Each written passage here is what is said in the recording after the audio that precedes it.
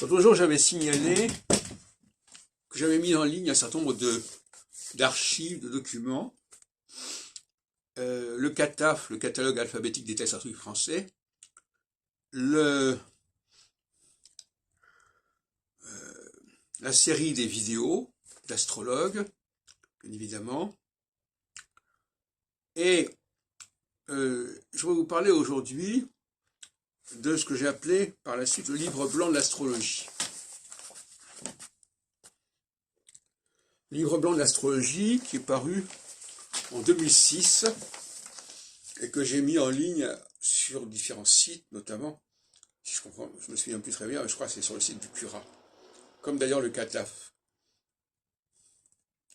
Et la BINA, la Bibliothèque internationale de numérisation astrologique.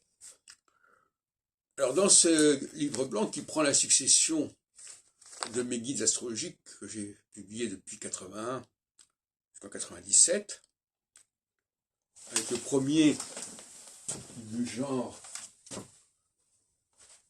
qui était le bottin astrologique, 81, et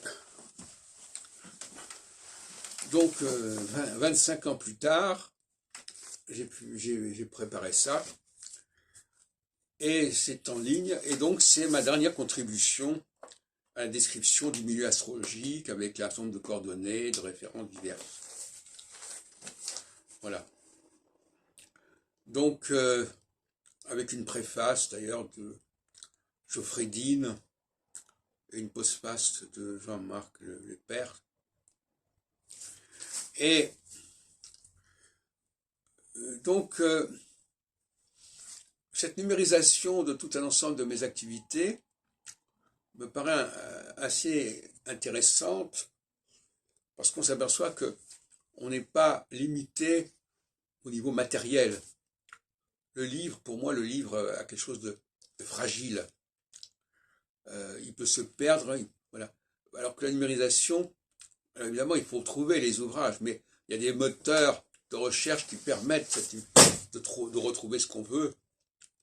Et en fin de compte, quand quelque chose n'a pas été numérisé, quand une communication, quand un texte n'a pas été numérisé, il peut se perdre dans la nature. Alors que dès que quelque chose est numérisé, eh bien, il est accessible au moteur de recherche.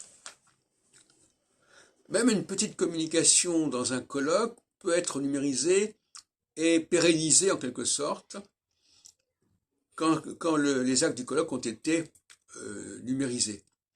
En revanche, quand quelque chose n'a pas été numérisé, ça se perd dans la nature.